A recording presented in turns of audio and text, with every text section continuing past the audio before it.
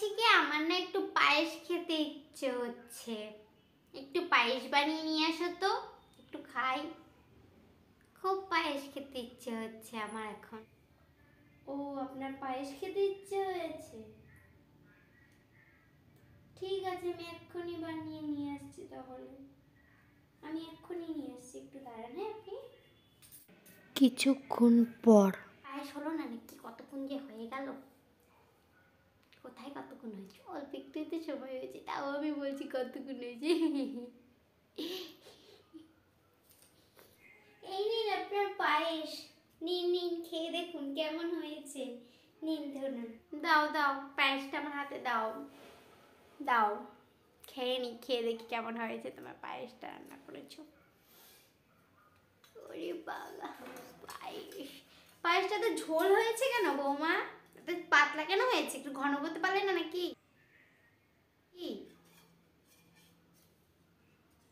কি যে বলবো তোমাকে বৌমা, কিছু আমার বলার নেই।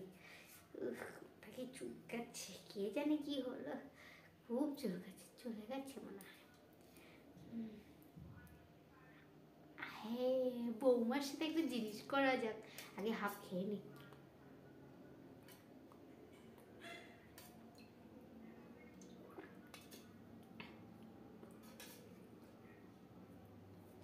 এইবার করি।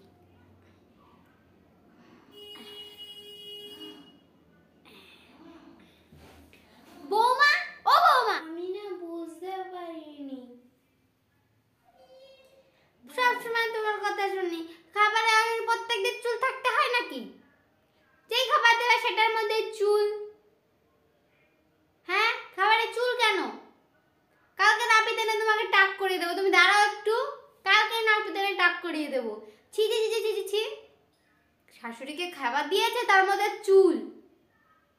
দাঁড়াও, কালকে আমি নাপিত এনে তোমাকে টাক করে দেবো, দাঁড়াও তুমি। না, তোমার এই পায়েস খাবো না। আচ্ছা, আমার মাথায় তো চুল আছে, আপনার মাথায় তো চুল আছে, আপনার তো অত পড়তে পারে, তাই না? দাঁড়াও, কালকে আমি নাপিত এনে তোমাকে টাক করে দেবো, শুনুন। আছে, আবার এখন আবার ডাকছো কিসের জন্য? সাত সকালে ঘুম থেকে উঠতে না উঠতেই বসেছি, একটু বসে একটু রামায়ণ কীর্তন করব, সকাল সকাল ডাক দিচ্ছে। কি হয়েছে এটা? কি নাপিত চলে এসে, চুল কাটতে হবে তো আমাদের দুজনের। কি নাপিত এসছে? ও, নাপিত এসে তো আমি কি করব? তুমি চুল কাটাও গো তোমারটা। ও মা, আমার একটা কাটবো কেন? আপনারটাও কাটতে হবে, আপনার মাথা তো চুল আছে। চলুন, আমি যাবো না, ছাড়ো বৌমা, ছাড়ো ছাড়ো। তুমি এটা কি করলে? আমাকে টক করে দিলো বৌমা। এই গরমে আমাদের গরম লাগবে না যে? খুব ভালো হয়েছে। আমার সাথে চালাকি করতেছে, কি হলো শাশুড়ি মার, দেখুন।